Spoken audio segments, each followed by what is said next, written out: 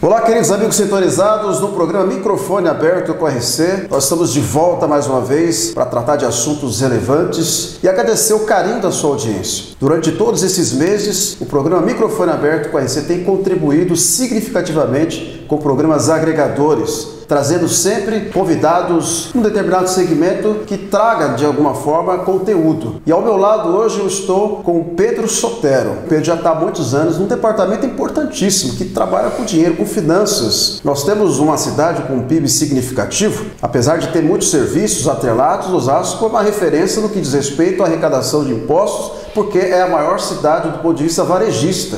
Temos aqui a Rua Antônio Agu, que passam mais de 400 mil pessoas por dia. Queria dar as boas-vindas ao Pedro Sotero e agradecendo as mais de 70 páginas conectadas, Megabit Canal 23, Rede Smart de Comunicação, nosso canal no YouTube, a toda essa rede robusta que acompanha Pedro Sotero, que agora também é presidente do Democratas, que tem uma chapa que a gente vai conversar no segundo bloco, robusta também, uma chapa significativa que vai dar muito trabalho nessas eleições. Pedro, seja bem-vindo ao programa Microfone Aberto com a RC. Obrigado, RC. Obrigado aí pela oportunidade de estar aqui com o microfone aberto. Vamos falar um pouquinho de política, economia, cidade. Muito obrigado pelo convite, fiquei muito feliz. Já acompanhava o programa e não vi a hora de vir aqui também falar, né?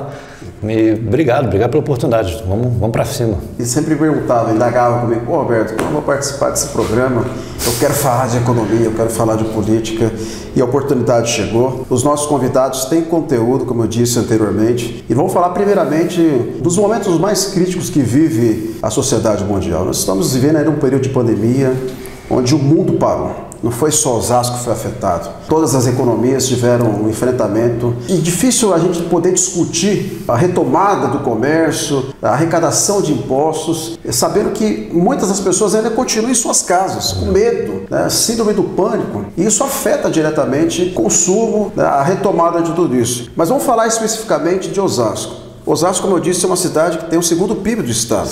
E as pessoas sempre perguntam, pô, Roberto, com um PIB tão significativo como esse, a nossa cidade ela tem que ter mais investimento em todas as áreas. Com essa crise mundial, Osasco também sofreu. Eu queria que você falasse em números agora, nós já conversamos aqui nos bastidores, quanto que a cidade de Osasco deixou de arrecadar durante esses 4 meses que nós tivemos, ainda estamos vivendo esse período, voltando aos pouquinhos, quanto que Osasco deixou de arrecadar? Respondendo objetivamente, a gente tem algo em torno de 120 milhões que a gente perdeu até hoje nesse período. Quando eu assumi, a gente não tinha essa projeção econômica. Aliás, Osasco, durante muitos anos, foi reconhecida por não ter a melhor arrecadação da região, por não ter uma arrecadação relevante, por viver dependendo de repasse, não tão como outros municípios de entorno, mas não tinha. Toda vez que alguém falava em arrecadação, lembrava de quem? Barueri, Santana e nunca de Osasco. Se a gente não está hoje numa condição tão boa, é porque essa arrecadação baixa gerou uma dívida enorme no município, que graças a Deus a gente está conseguindo equacionar.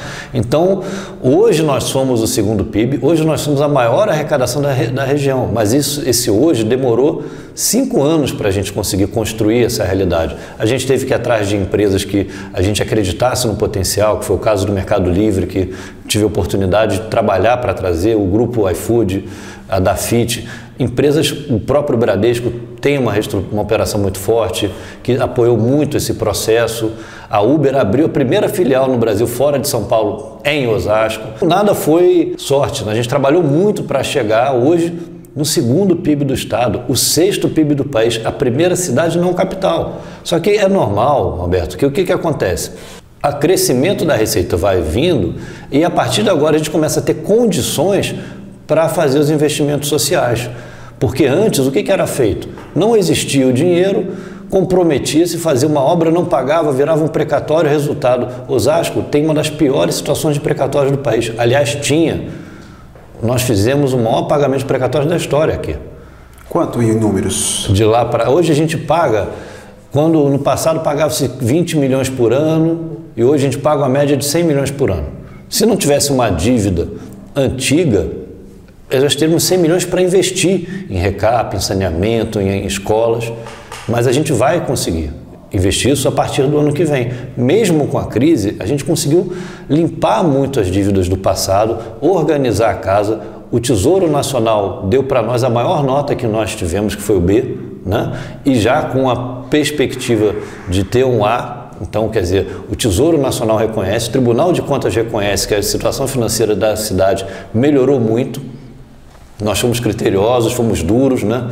Muitas vezes eu fui xingado, que a gente não tinha, mas na prática, assim, a gente tinha que se comprometer com aquilo que a gente acreditava. Então, agora a gente está num potencial grande. Infelizmente, a pandemia veio para mudar nossos planos de todo mundo, não foi só da prefeitura, mas você vê, se a gente não tivesse feito o nosso dever de casa, seguido tudo que precisava seguir de lei de responsabilidade, de trabalho sério, de trazer novas empresas, de gerar emprego, de tudo, a gente não ia conseguir atravessar essa pandemia como a gente está atravessando. Muitos municípios não conseguem pagar servidor em dia. A gente não atrasou um dia de salário de ninguém. Pelo contrário, a gente até antecipou o 13º, assim que abriu o comércio, para ajudar a colocar dinheiro para que possam as pessoas comprar. Mantivemos todos os contratos de fornecimento com terceirizadas. Não deixamos que as terceirizadas mandassem ninguém na rua. Ninguém fosse mandado embora. Tivemos 2 casos pontuais que foram equacionados na sequência, que não foi por uma questão financeira. Foram problemas que acabaram extrapolando um pouco a situação de contrato e tal. Uma delas foi aquela empresa que prestava serviços aqui da saúde? Uma foi essa empresa que prestava serviço da saúde e teve uma que prestava serviço na zeladoria da cidade. E que a gente já reabsorveu todos os funcionários que eram de Osasco. Todos já foram absorvidos. Então, não houve uma questão financeira ali. Deixamos de arrecadar melhor 120 milhões de caixa. Qual é a cidade que tem caixa para fazer isso, Roberto? É difícil. Lógico, vai afetar os investimentos daqui para frente? Vai. Mas a gente não deixou o desemprego cair.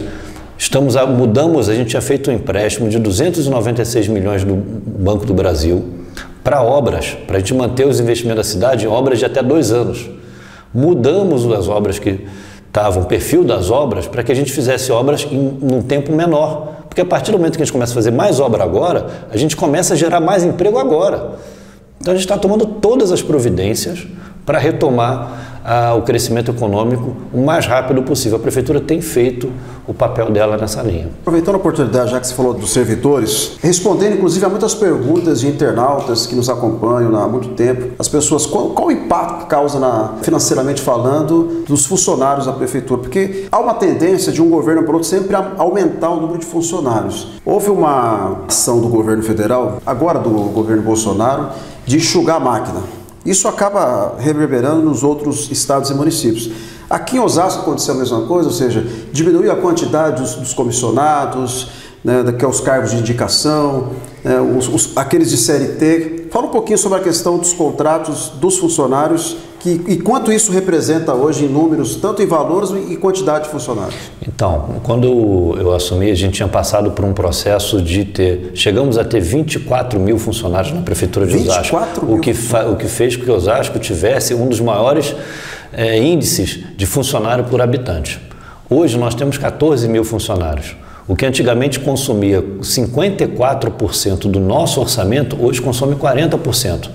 Então a gente tem um fôlego até para investir melhor nas carreiras desses funcionários. Porque como a gente estava no teto, a gente não conseguia dispor de recursos suficientes nem para valorizar os servidores. Ainda temos muito a fazer, só para deixar claro. Porque primeiro a gente tem que criar as condições de trabalhar as carreiras. Não dá para a gente dar o aumento e depois não ter condições de pagar. Então a gente primeiro tem que criar as condições de poder trabalhar. E fizemos isso, diminuímos comissionados, fizemos um volume muito grande de concurso público, fizemos um concurso público para mais de 4 mil servidores. Se eu não me engano, só na educação chegaram a ser 2 ou 3 mil professores novos. O maior concurso da história recente de Osasco. Há muito tempo Osasco não tinha um concurso de renovação de quadros. Reestruturamos secretarias. Lá na Secretaria de Finanças, falar um pouco do nosso universo, a gente aumentou a taxa de efetivos que ocupavam cargos em confiança. Hoje, quase 90% de todos os cargos em confiança da Secretaria são de efetivos. É a gente valorizando o nosso servidor. Isso é importante. Quando a gente assumiu, e eu me lembro disso, que assim, fui dar uma aula uma vez na FGV e eu falava sobre um assunto que não tinha nada a ver com Osasco, e o pessoal na hora consultando no celular, vendo falar, aí terminou a aula, a professora falou: mas professor, o senhor é de Osasco, né? Eu falei: sou. Por que Osasco tem os piores salários de professores da região? Aí eu falei: bom, foi a primeira aula, eu tinha acabado de chegar aqui em Osasco, eu falei: não sei, não vou ver. Hoje a gente chegou a ter um dos melhores da região. Ainda não conseguimos ser o melhor, mas também já perdemos aquele rótulo. Fizemos muito. É lógico, como muitos anos ficaram para trás de achatamento de carreiras e de não valorização, a gente não vai conseguir corrigir tudo de uma vez só, mas a gente pelo menos criou um ambiente muito favorável para isso. Então, graças a Deus, hoje, Osasco tem uma folha equilibrada, entrou na pandemia e a gente conseguiu pagar todo mundo em dia. Conseguimos pagar todas as rescisões. Tinham rescisões de 2014 que estavam atrasadas, de 2013 que estavam atrasadas. Acho que não pagava a rescisão, que é um absurdo. Acumulava, né? Acumulava. Era uma coisa estranha. Isso, mas era história. Mas aí eu estou falando, Osasco sofreu muito, durante muitos anos, como eu falei antes, na queda da arrecadação. Como a receita era muito baixa, a gente não tinha dinheiro para nada. Hoje não, graças a Deus. Você trabalhou, você vai receber. Você você pediu demissão, foi demitido, você vai receber. O que é um direito, né? Trabalhou. É tão simples, mas não era feito. E não estou culpando, dizendo que a culpa é de Albert. As condições econômicas, as condições do país, da economia do mundo foram diferentes. Cada prefeito, cada gestor pegou um momento diferente. E eu acho que eu tive sorte e trabalho duro para aproveitar um momento e conseguir colocar. E se eu não tivesse tido o apoio do Rogério, de ser o mal, de poder fazer aquilo que a gente precisa, o apoio, a autonomia, talvez hoje a gente estivesse numa situação muito desconfortável. Não estamos.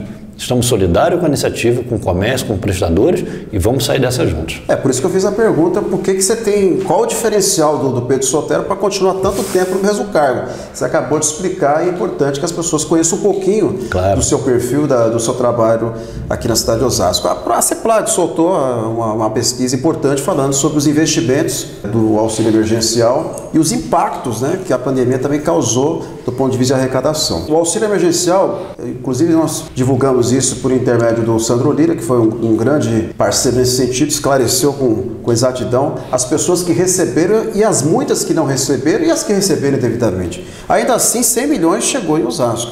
Fala um pouquinho desses investimentos do governo federal. O investimento, a linha que o governo federal adotou para manter a economia, ela foi uma linha muito boa. Eu não sei se as formas adotadas de você botar o cara na fila da caixa, de você ter um processo de cadastro um pouco mais complicado, se isso foi feito da forma correta quanto à execução. Quanto à proposta, foi perfeito. Esse programa, o programa da gente, a gente está numa crise, Roberto, que é importante a gente dizer, a gente já teve várias crises no país, então uma crise ensina para a gente superar outra. A pandemia, a principal característica dela é o medo. É o medo de sair na rua, é o medo de consumir, é o medo de entrar numa loja, vestir uma camisa, comprar um sapato e se contaminar com algo que você não conhece. Não é uma crise fiscal, não é uma crise estrutural. A gente não está com um problema, um gargalo de infraestrutura. A gente precisa fazer com que as pessoas permaneçam comprando. E o que está acontecendo é uma mudança de hábito. Você passou a comprar mais pela internet, isso é reversível. Você passou a ser mais exigente em condições de limpeza dos ambientes que você frequenta. Isso é reversível. Máscara a gente vai usar durante muito tempo. Então, todas as condições que vão sendo incorporadas não estão sendo uma crise econômica. A gente está se reaprendendo a continuar vivendo. Estamos aqui falando pela internet. Sim. Há anos atrás, quem imaginava que isso era possível? Quem imaginava que ia ter toda essa audiência, que ia ter essa capilaridade que vocês têm, com a estrutura que vocês têm? E veja, é uma nova economia. É isso que está aparecendo. Você está caindo a mídia convencional, você vai aparecer nos novos canais, vocês são formadores de opinião, são importantes, conseguem um espaço de vocês, conseguem um trabalho. Há anos atrás isso era impensável. Essa crise, eu até tive a oportunidade de falar isso numa outra oportunidade, ela antecipou várias tendências. Trabalho em casa já era uma tendência, virou uma realidade. Compras pela internet já era uma tendência, virou uma realidade. Então, assim, flexibilização de contratos trabalhistas. Veja, a gente está com um sistema trabalhista fiscal hoje dos anos 60. Então, propondo uma reforma tributária que vai trazer os anos 60 para os anos 2000, ainda vai ficar 20 anos de atraso. É a principal luta hoje, talvez da gente que trabalha no empresariado, a gente sabe o quanto é difícil sobreviver. Viver. Como empresário no Brasil é um grande desafio, porque você tem que contribuir, você tem que pagar os impostos certinho, porque senão você não fica com sua empresa no azul e inviabiliza até outros contratos. Aproveitando essa questão dos contratos, eu queria que você falasse sobre o que o governo federal está propondo para os microempresários, dando a oportunidade dos pequenos como a gente aqui, ter a oportunidade de poder receber também, porque no momento como de uma crise, as grandes empresas, evidentemente, têm um número, né, de funcionários que ela consegue reduzir até um pouquinho, colocar alguns ali dar férias coletivas. O pequeno já não tem essa possibilidade, né, e viabiliza. Então, agora com essas, não digo nem um benefício, mas é um direito, né, que os empresários têm. Você acha que melhora dando crédito, facilitando até a maquininha lá da questão dos impostos? Explica um pouquinho sobre a situação, que tem muitos empresários assistindo agora. Então, eu acho que assim, a gente tem que passar tudo por etapas. Como é que eu enxergo? A gente está em momentos diferentes da crise. No primeiro momento, era para todo mundo fechar, ficar em casa, baixar as portas. E aí, nesse caso, entrou o auxílio emergencial, entrou o programa que o governo federal ficou arcando com 70% do salário de quem era funcionário. Houve uma capacidade de negociação com inquilinos. Agora começou a retomada do comércio. A retomada do comércio, a retomada da indústria, a atividade econômica voltou. Agora começam a aparecer os novos problemas, que é o que você está colocando. Você é empresário, você é empreendedor, você tem um mercado publicitário que você tem que vender, você tem um mercado que você tem que atingir. Agora que você está voltando a essa atividade, você vai voltar a ter que pagar o aluguel, você vai ter que voltar a contratar pessoas. O governo federal não vai mais manter os 70% e você não, para mandar embora, para fazer, você vai precisar de dinheiro. Então a gente chegou na segunda etapa, que é da gente conseguir criar mecanismos para que vocês se desenvolvam. Veja, o governo vive do sucesso do empresariado. A gente fica às vezes com uma impressão muito errada, né? Que, não, mas olha, o governo quer... Não, eu torço para que você seja um cara muito bem sucedido. Em Osasco, principalmente, que recolhe os impostos aqui, porque o seu sucesso é que vai me gerar receita para que eu possa fazer os investimentos. Essa é a dinâmica. E o governo federal aprovou essa semana agora, até uma iniciativa dos deputados do Democratas, do Efraim, que foi o relator da Paraíba, que ele conseguiu destravar o crédito para o micro e pequeno empresário. Por quê? Porque apesar do governo ter o dinheiro, ter o caixa, a gente sabe como é que é a burocracia. A burocracia é grande. Quem está ali no dia a dia sabe os problemas que tem. E lógico, se você está 4, 5 meses sem poder funcionar direito, é óbvio que você atrasou uma conta, que você acabou protestando um título, que você acabou entrando, porque é normal. Então não podemos nós colocar as mesmas exigências, nós que eu digo governo, sem esquecer desse detalhe. Então o que precisava era isso, era uma lei que pudesse flexibilizar, que pudesse dar como garantia, inclusive a venda. Porque o pessoal, para você ter acesso ao crédito, pegar uma empresa, precisa de garantia. Veja, a gente não está lidando, como você falou, com os grandes empresários. A gente está lidando com pessoas que muitas vezes moram de aluguel. Como é que vai dar casa em garantia? E é isso que a gente está querendo. Não, a gente quer que a economia volte, que vocês voltem. O brasileiro ele é responsável, a taxa de inadimplência é boa, são dedicados. Em Osasco, a gente em Osasco tem uma das menores taxas de inadimplência do país. Quando eu falo isso para os meus colegas do Estado, eles não acreditam. Mas a taxa de inadimplência do IPTU, do imposto, é tão baixa assim? É. Porque os osasquenses reconhecem o que a gente faz e eles sabem que a gente está ali por eles. E acho que nesse espírito que a gente vai trabalhar, a iniciativa do governo federal, mas a gente já está em contato com os agentes financeiros para tentar trazer esse benefício o quanto antes para cá. A gente conversa todo dia com o empresário, e vai desde o grande empresário até o vendedor do cachorro-quente, até o sapato, todo mundo, para viabilizar o acesso ao crédito. Porque agora o momento é esse. A economia está voltando, você precisa ter capacidade de investir, de manter e de continuar fazendo o seu trabalho com a qualidade que você faz hoje. Eu tenho certeza absoluta que tem muito osasquense nos acompanhando, que está desempregado, e ele quer saber o seguinte: Roberto, Pedro, como é que eu vou fazer, né, como é que o governo vai fazer para viabilizar novos empregos? Você falou o nome de algumas empresas, inclusive eu queria pedir para as empresas que você citou, investir também na imprensa. Afinal de contas, a imprensa é quem leva a informação, é quem fomenta, inclusive, as principais ações que estão acontecendo na nossa cidade. Então, as empresas que você citou, eu gostaria muito, viu? Olha, são empresas grandes, empresas a nível mundial, então é importante acreditar nos departamentos de comunicação local, que é onde leva a informação e é onde a gente tem a possibilidade, inclusive, de deixar você informado, como o Pedro está aqui hoje, e está nos ajudando a entender um pouco mais sobre essa economia que acontece não só em Osasco, mas a nível nacional também. E eu já vou fazer uma outra pergunta para finalizar essa questão econômica, e depois a gente vai entrar na política na veia. O Pedro, além de secretário de Finanças, ele também é presidente de um partido aqui na cidade de Osasco, e um partido que vai trazer uma nova história para a cidade. O Democratas, por muitos anos, serviu ali como um partido para ajudar outros partidos a chegar no poder. Mas parece que agora as coisas vão mudar. E eu já queria, inclusive, já aproveitar a oportunidade, mas antes de entrar na política, perguntar fazer uma pergunta que eu acho que todo osasquense, principalmente aquele que mora em áreas mais de vulnerabilidade, regiões mais carentes, como na região do extremo norte, como no extremo sul de Osasco. Embaixo, né? As pessoas falam o seguinte: Roberto, a cidade de Osasco é uma cidade rica, mas ao mesmo tempo é uma cidade muito pobre. Aliás, Osasco é um retrato do Brasil, que mostra um pouquinho dessa desigualdade. Nós temos um centro comercial varejista muito grande, muito concorrido, muito visitado. Ao mesmo tempo, nós temos muitas pessoas ainda morando em áreas livres. A questão habitacional, eu acho que é um projeto que a prefeitura, o atual e o próximo prefeito, tem que planejar a cidade para daqui a 20 anos. O que nós vamos pensar nos nossos filhos, nossos netos, as próximas gerações? Qualidade de vida. E qualidade de vida passa por saneamento básico, infraestrutura, lazer e principalmente trazendo a oportunidade da pessoa ter uma moradia digna. E não é o que acontece em muitos locais aqui da nossa região norte e também agora no extremo da sul. Como que a economia, a arrecadação pode gerenciar essa pasta tão complexa que é a habitação? Como é que vocês estão projetando isso para que exista realmente um planejamento urbano habitacional na nossa cidade? Que legal, ótima pergunta. Eu adoro quando fala assim, Osasco é uma cidade rica, né? Porque a gente vê que a primeira parte a gente conseguiu atingir, né? Agora a gente tem que devolver, eu acho que é legal, isso mostra que o trabalho está acontecendo. Bom, questão do emprego. A gente trabalha com duas Osasco, Roberto, é importante sempre ter isso em mente.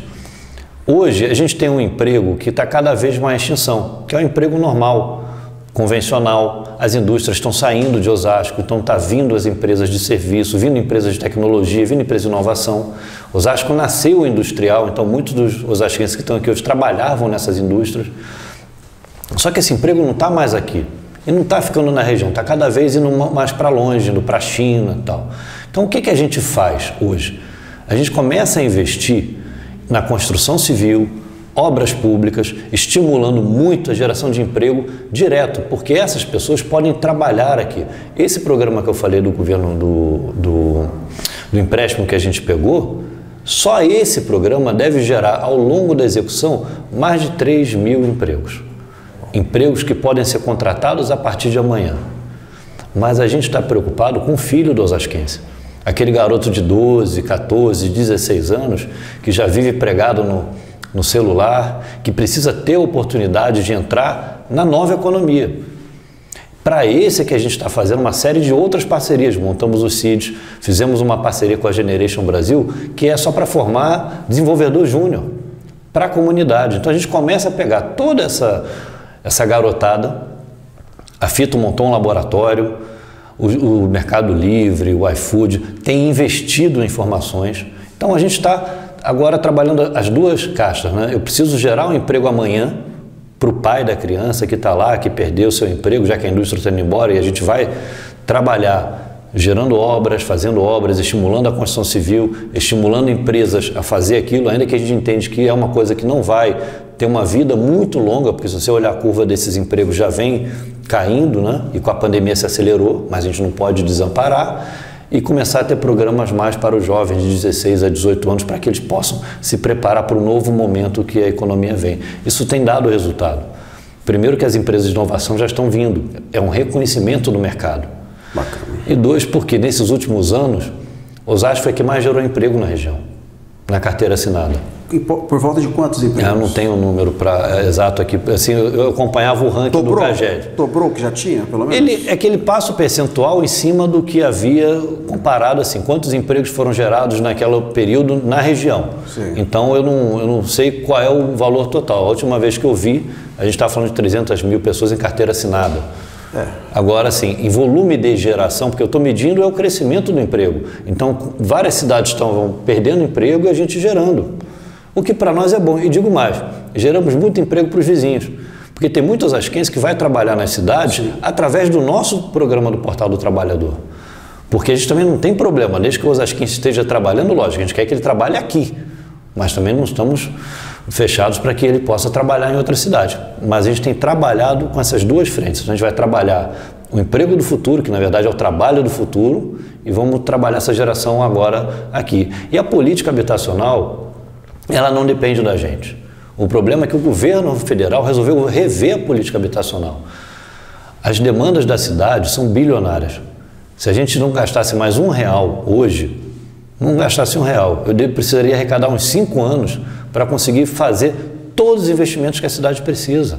Então, se não tiver uma ajuda do governo federal ou uma ajuda do governo estadual, a gente não vai conseguir. A gente tem mais de 450 milhões de reais em projetos apresentados no governo federal lá para a Zona Norte, por exemplo, esperando vir... Repita esse número. Mais de 450 milhões de reais em projetos para a Zona Norte, esperando vir apoio do governo federal. Mas você sabe qual é o lado ruim da história?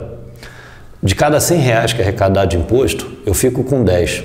O Estado fica com 20 e o governo federal fica com R$70. E não retorna quase nada. E do que retorna para cá, de cada R$100 que é arrecadado em Osasco de imposto federal, retornam 18. 80% não volta.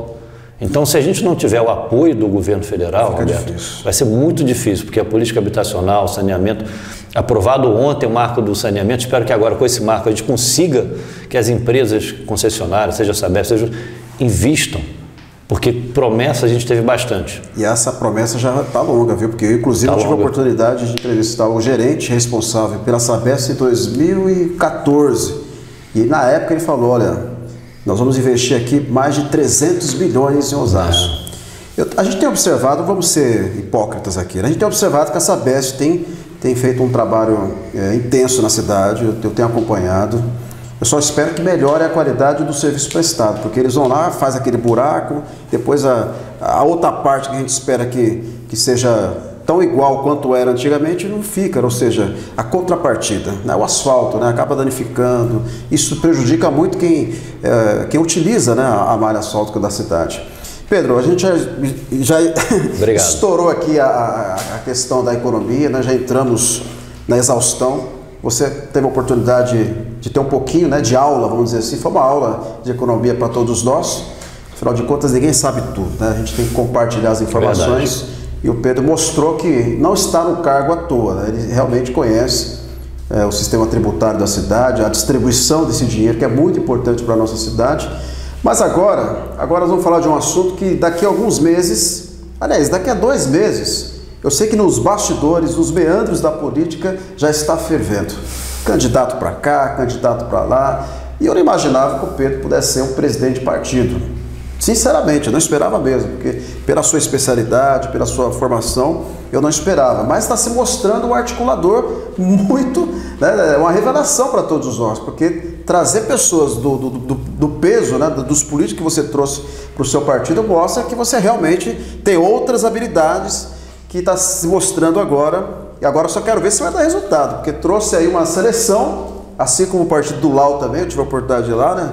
O Patriotas, são 3 partidos hoje que eu coloco ali que estão com os melhores times. É o partido do PSD do Lau Alencar, o do Democratas do Pedro Sotero e o Patriotas, que tem um time muito bom, que agora retornou ao governo, né? Então, assim, eu queria saber, antes de fazer a pergunta, eu queria te perguntar o seguinte: o que te motivou a você entrar definitivamente na questão político-partidária, que é para quem conhece o sistema político brasileiro, olha, não é fácil lidar com isso não, viu? Eu já fiz parte de partido político, né? E eu sei o quanto é difícil lidar nessa situação. O que te motivou a fazer parte de um grupo político? Roberto, eu sempre participei de alguma forma de política. A gente faz política o dia inteiro. Eu participei de política na faculdade, eu fui do DCE, eu participei de política no colégio, eu fui do Grêmio, a gente tinha aquelas chapas. O que é triste, porque a política era algo que era comum para a gente. Se você não tiver política, você não janta em casa, você não tem amigos, você não consegue nem jogar bola. Porque para tudo você tem que ter habilidade, você tem que entender o que são os ambientes. A política ela não está longe da gente. O que eu acho que estava mais incomodando, não só a mim, mas vários que vieram conosco, porque o Democratas não tem só políticos. Tem uma turma que quer discutir política, quer participar de política. Você está insatisfeito, você falou que é difícil, você quer mudar? Feliz seu Democratas, venha junto com a gente. O que a gente quer é ter um ambiente de discussão política séria. A política não é um problema dos políticos, a política é um problema nosso. Nós colocamos os políticos lá. Mas a gente precisa debater, a gente precisa se engajar, a gente precisa estar junto e participar do processo. O que não quer dizer que a gente vá ser candidato ou que a gente esteja ali com aquela pretensão de... Não, a gente quer participar. Várias pessoas que vieram com nós no Democrata nesse processo vieram porque elas querem ter um ambiente. Isso se perdeu, era comum no passado e se perdeu no Brasil. Como se política fosse uma coisa longe do nosso dia a dia e não é. Não é. Então a gente tem por obrigação assim, eu quero fazer parte da mudança. Eu quero ajudar a mudar. Se eu estou ajudando a contribuir à mudança dentro de uma estrutura de governo, por que eu não posso ajudar a contribuir na estrutura da política? A gente já tem, eu acho engraçado, porque às vezes você fala assim, somos da nova política, contra tudo que está aí. Veja, a gente tem um sistema democrático, bicameral, voto universal. O modelo é bom. Se não está dando certo, a gente tem que entrar e entender. Eu acho que a melhor forma da gente conseguir transformar é estando dentro. Não é falar que tudo que tem aqui não presta, vamos fazer de novo. Eu acho difícil esses discursos. Eu acho que assim, o Democratas é um partido histórico, é um partido que soube se reinventar. Tem história, tem tradição, soube se renovar, mudou de nome, mudou de perfil e se tornou um dos principais partidos do país. Por quê? Porque ele quer fazer parte do processo de mudança. Em Osasco ele nunca tinha existido com o tamanho que ele tem hoje. Sempre foi um partido realmente auxiliar, né, falar assim, mas não fazia o menor sentido quando você olhava o resto do estado, quando você olhava o resto do país. É um partido grande, nós somos grandes. Aliás, nós osasquenses somos grandes. Isso é uma coisa, inclusive, de Osasco. Qual era o ambiente de político que você tinha para discutir? Durante muito tempo você teve um grupo ali, um grupo aqui que teve. Mas era fechado. Mas era muito fechado. E não era isso que ajudava a transformar. A gente não admite ser menor do que efetivamente somos. Nós somos grandes. Osasco é grande. Osasco era para pilotar a política da região e não ficar a reboque. É verdade. Mas a gente não se organiza, Roberto. Então, eu acho que assim, a chamada veio nesse sentimento que é uma coisa de anos, que esse grupo veio sendo montado há anos. Não foi um grupo montado para essa eleição. Não foi um grupo montado para essa eleição, foi um grupo montado há anos. Tomou um corpo maior agora, porque veio o pleito. Mas também vale ressaltar, não é um grupo montado para essa eleição. A gente está pensando alto. A gente tem muita gente com a gente que acredita na mudança e acredita que a gente consegue fazer um novo centro de força política aqui em Osasco. E quem quiser acreditar, que venha com a gente. Estamos aqui para discutir e seguir em frente. Olha, se eu ficar mais 5 minutos aqui, eu acho que eu vou me filiar ao Democratas. Aliás, a ficha já está até aqui. Porque o homem aqui está falando como... Parece até o Rodrigo Maia falando, né? A ficha está até aqui. Você está com o título aí?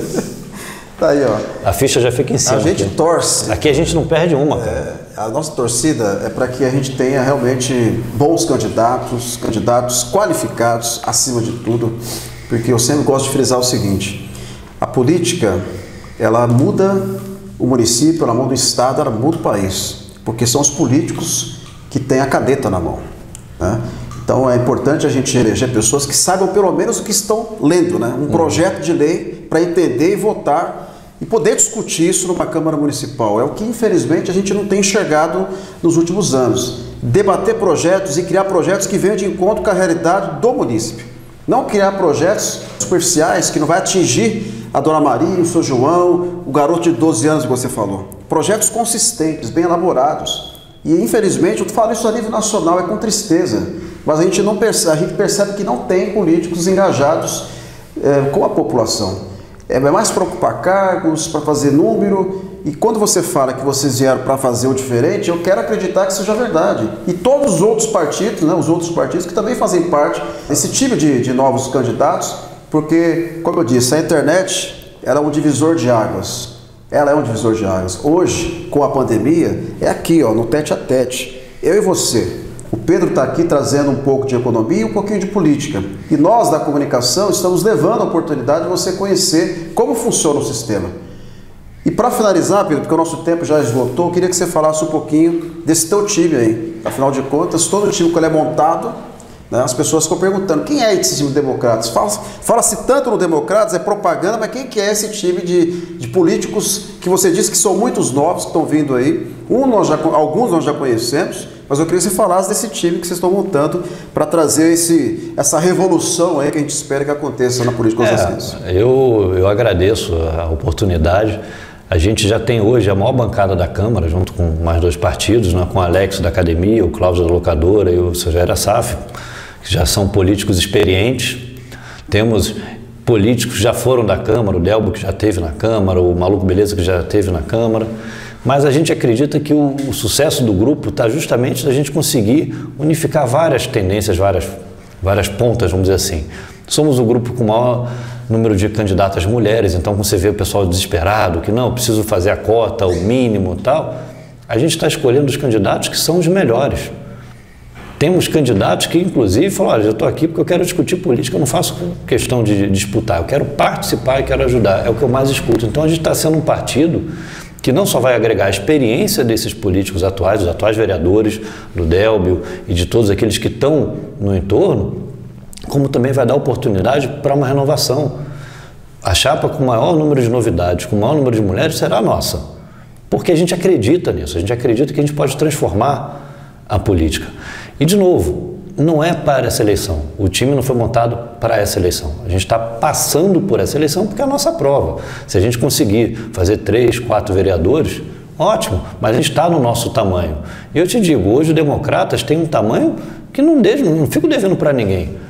A gente hoje pode posicionar. Não vamos hoje falar de candidatura própria, mas por que não vamos buscar uma vice?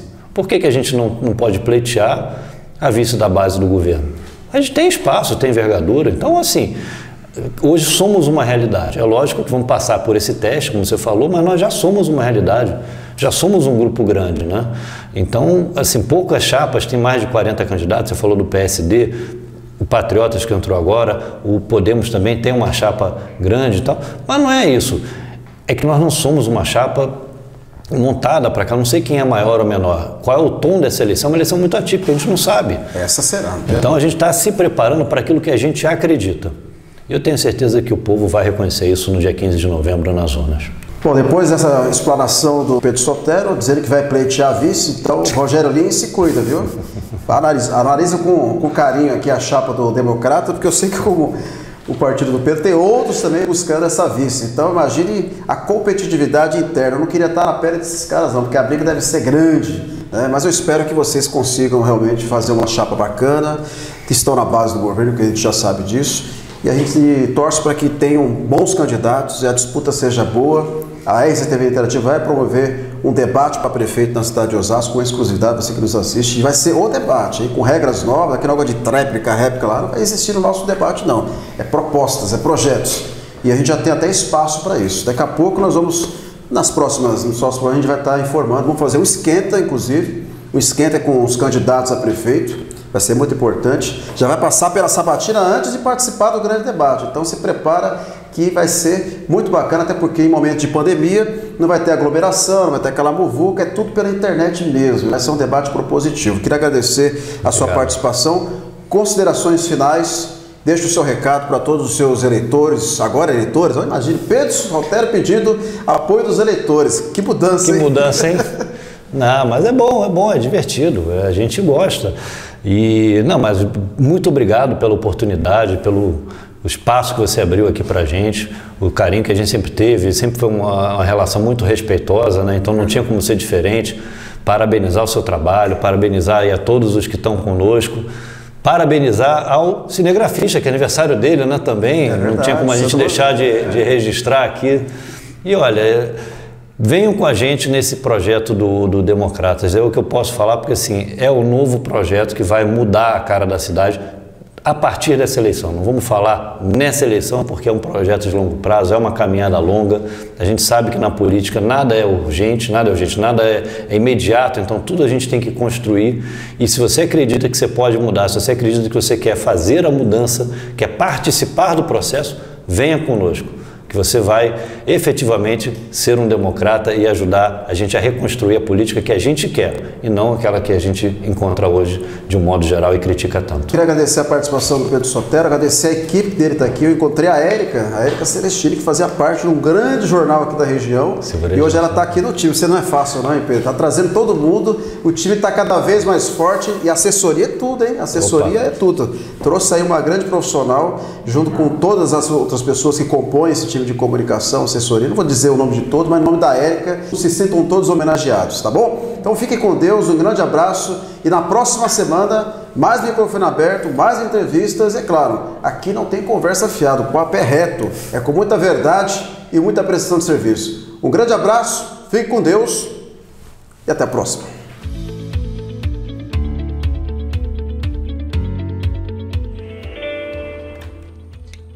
Você sabia que há mais de 30 anos o Grupo Extrema cuida do que é mais importante para você?